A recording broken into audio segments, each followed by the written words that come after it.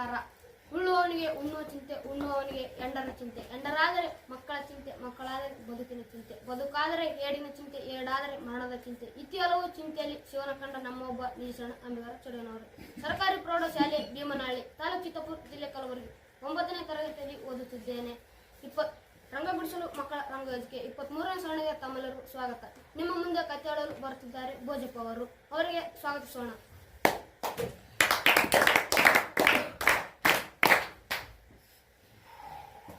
S B ರಂಗಣ್ಣವರ ಬುಕ್ಕನ್ನು ಕಾಣಿಕೆಯಾಗಿ ಕೋರುತ್ತಾ ಅವರಿಗೆ ಸ್ವಾಗತಿಸೋಣ.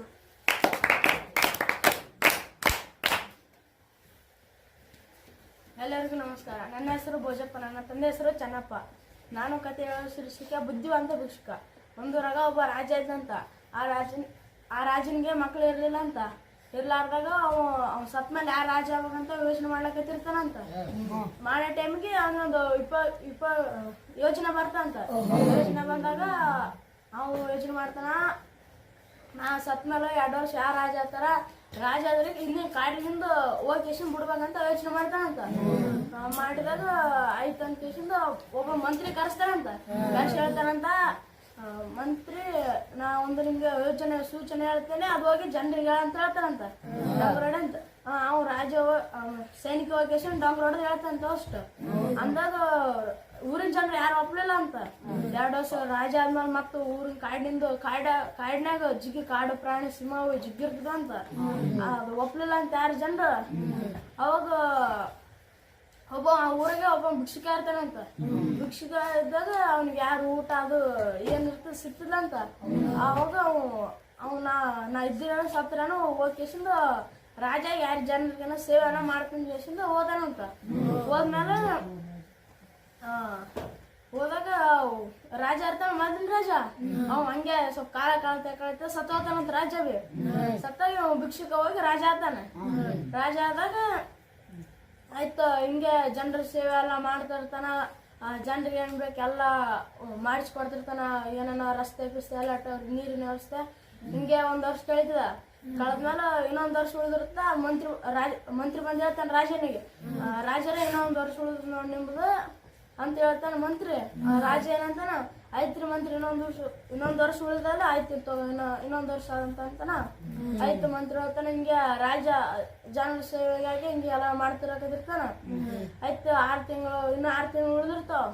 ಆಯ್ತು ಮಂತ್ರಿ ಬರ್ತಾನ, ಮತ್ತೆ ಹೇಳ್ತಾನ, ರಾಜರೇ ಏನೋ ನಿಮ್ಮದು 6 ತಿಂಗಳು ಉಳಿದಾದ್ರಿ ಅಂತ ಹೇಳ್ತಾನ.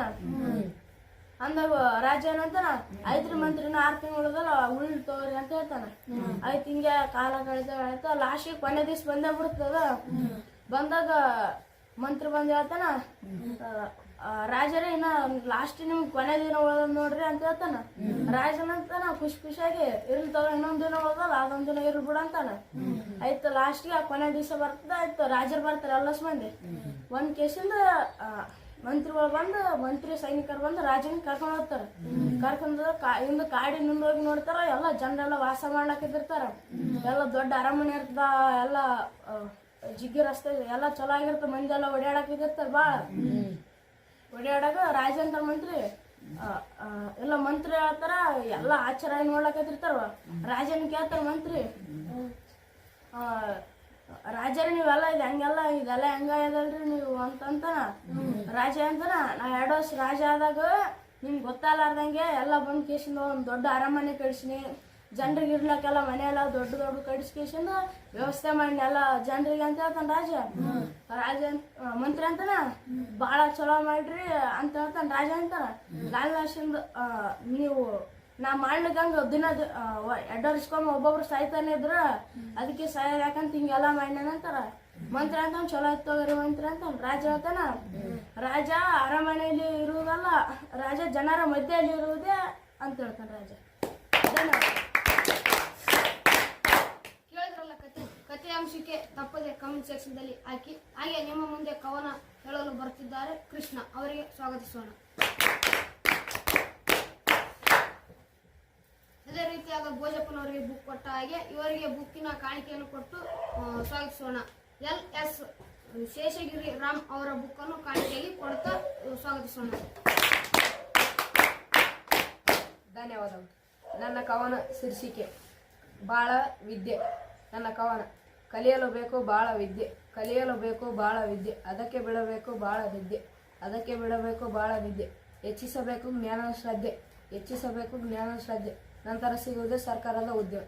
ಧನ್ಯವಾದಗಳು. ಕೇಳಿದ್ರಲ್ಲ ಕಥೆಯ ಅನಿಸಿಕೆ ತಪ್ಪದೆ ಕಮೆಂಟ್ ಸೆಕ್ಷನ್ದಲ್ಲಿ ಹಾಕಿ.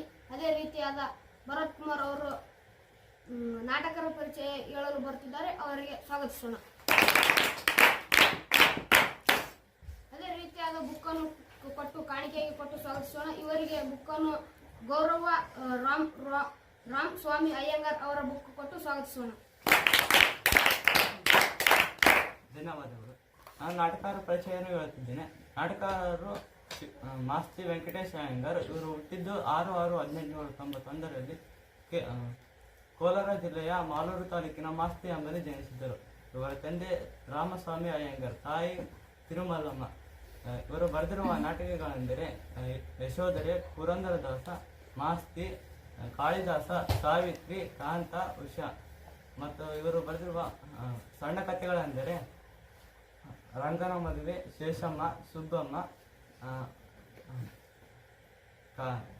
ನವರಾತ್ರಿ. ಇವರು ಅತಿ ಹೆಚ್ಚು ಸಣ್ಣ ಕಥೆಗಳನ್ನು ಬರೆದಿದ್ದ ಕಾರಣ ಇವರಿಗೆ ಸಣ್ಣ ಕಥೆಗಳ ಜನಕ ಎಂಬ ಬಿರುದನ್ನು ಕೊಟ್ಟಿದ್ದಾರೆ. ಇವರು ಬರೆದಿರುವ ಐತಿಹಾಸಿಕ ಕಾದಂಬರಿಗಳೆಂದರೆ ಚಿಕ್ಕವೀರ ರಾಜೇಂದ್ರ, ಚೆನ್ನಬಸವ ನಾಯಕ. ಮತ್ತು ಇವರಿಗೆ ದೊರೆತ ಪ್ರಶಸ್ತಿ ಅಂದರೆ ಕೇಂದ್ರ ಸಾಹಿತ್ಯ ಅಕಾಡೆಮಿ ಪ್ರಶಸ್ತಿ, ಕರ್ನಾಟಕ ಸಾಹಿತ್ಯ ಅಕಾಡೆಮಿ ಪ್ರಶಸ್ತಿ, ಜ್ಞಾನಪೀಠ ಪ್ರಶಸ್ತಿ ದೊರೆತಿದೆ. ಧನ್ಯವಾದಗಳು. ಕೇಳಿದ್ರಲ್ಲ ಕಥೆ ಹಾಗೂ ಕವನ ಮತ್ತು ನಾಟಕರ ಪರಿಚಯ. ನೀವು 3ರ ಅನಿಸಿಕೆಯನ್ನು ತಪ್ಪದೆ ಕಮೆಂಟ್ ಸೆಕ್ಷನ್ದಲ್ಲಿ ಹಾಗೆ ಸಬ್ಸ್ಕ್ರೈಬ್ ಮಾಡಿ.